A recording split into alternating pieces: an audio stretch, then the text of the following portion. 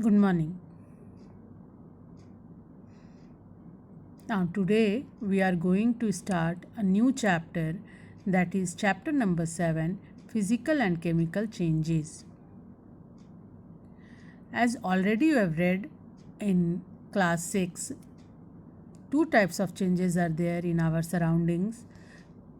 They are physical and chemical change. Physical change, that means in its color, shape, appearance. If some type of changes is there, then it is physical. That means there no new substance is forming. But if the after change the reaction a new substance is formed, then there it is a chemical change. See here one activity, effect of change. Take 3 sheets of paper, burn one of these sheets, fold another sheet to make a shape, and tear the third one into pieces. That means, first one we are burning it, second only to fold it, and third tear it into pieces. उसको टुकड़े में फाड़ देना है. Now, out of these seeds, which one do you think you can bring back to its original condition? First one, as we are burning it, it cannot be bring back to its original condition. In second, when we are folding it, then easily we can bring it to its own condition. And third, which we have torn it, we can also by pasting it, we can bring it to its original condition. So the first one is chemical change. That means a change which is said to be physical or chemical depending on whether new substances are formed or not. So in first case, new substance is formed, that is the ash. Ash is forming there, and which cannot be bring back into its original condition, that means in paper form. So changes and its types. A physical change is the change in the state of matter or physical properties without disturbing the chemical composition of the substance. That means only the state of matter or physical properties can be changed in physical change. For example, when we keep water in the refrigerator, in freezer, then it can convert into ice. So its state is changing. It is a kind of physical change. But same as other example, when wax melts or water boils to form steam, that is physical change. Other common physical changes we observe in our surroundings are freezing of water, tearing of paper, cutting of cloth, dissolving of sugar in coffee, etc. And these physical changes are reversible change. That means it can be reversed back, bring back to its own condition, own position. When two or more chemical substances react to form new substance, it is termed as a chemical change or a chemical reaction. When the two substances are reacting with each other and a formation of new substance is there, then it is chemical reaction. It occurs at molecular level. The substance which take place or take part in the reaction are termed as reactant, while the substance produced are termed as the product. This already I have explained you in acid basis salt. The products are chemically different from the reactant. Unlike physical change, chemical changes are irreversible. That means it cannot be reversed to its own position. Once it is formed, it cannot be bring back to its own position, original condition. So many things happening around us are example of chemical reaction. For example, curdling of milk, burning of fuel, cooking of food, respiration, rusting of iron,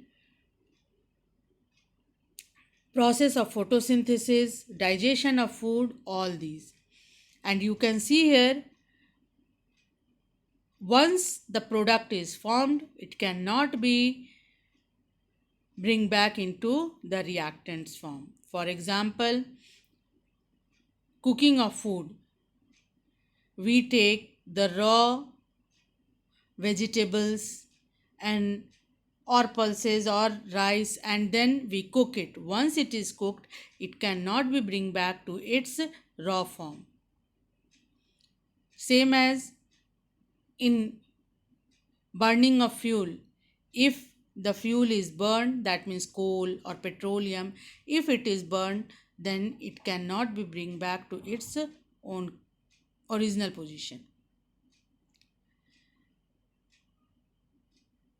Here, the reacting substances are chemically transformed into new product.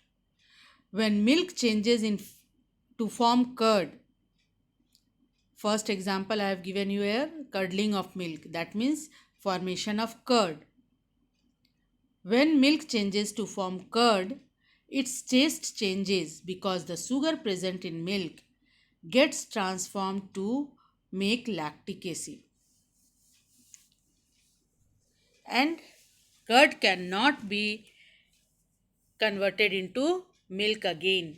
So it is chemical change. The difference between physical and chemical changes are given here, same as which I have just now told you. First, the examples are given here. Second, it is reversible, chemical change is irreversible. In physical change, no new substance is formed. Chemical change, one or more new substances are formed. Physical change, it is a temporary change, and chemical change is a permanent change. Physical change, it involves very little to no absorption of energy. And chemical change, it involves absorption and evolution of energy. It affects only physical properties, that is shape, size, etc. And in chemical properties, it affects both physical and chemical properties of the substances. Corrosion, it is an example of chemical change. Here, the deterioration of metal under atmospheric condition is called corrosion. Corrosion means destroy hona. Destruction. The deterioration of metal under atmospheric condition. It includes tarnishing of silver articles, a green color deposit on copper utensils, rusting of iron, etc. Rusting means junk lagna. When we keep the iron nails or our iron object exposed to moist air, gradually it develops a reddish brown covering around it, and it is a powder of iron oxide, Fe2O3, which is called rust. See here, when iron reacts with oxygen in the presence of moisture, that means in presence of water, then it gives iron oxide, which is rust. You have seen in the window or any iron objects, if we keep it outside for a long time,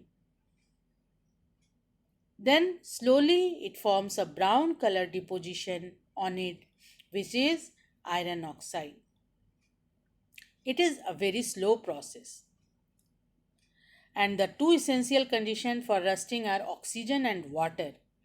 Both must be present, then only rusting takes place. So it is a type of chemical change. It corrodes the iron.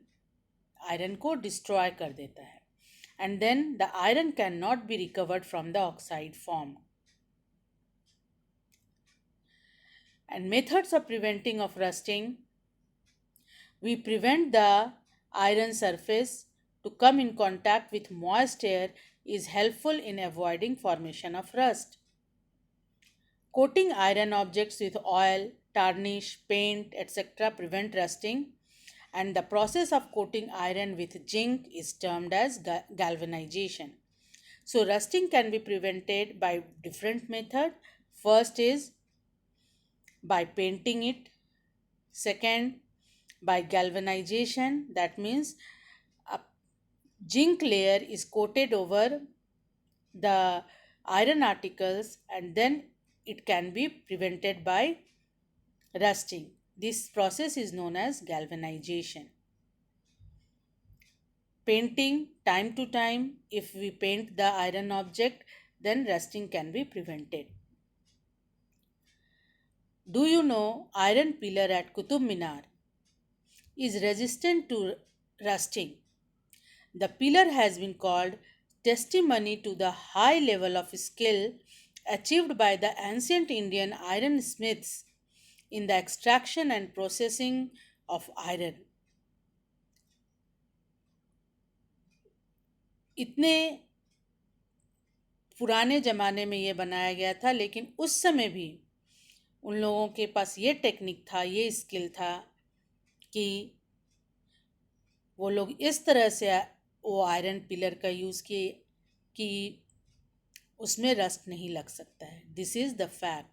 The pillar has been called testimony to the high level of skill achieved by the ancient Indian iron smiths.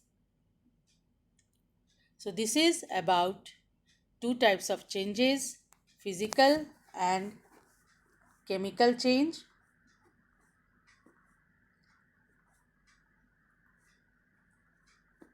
And their example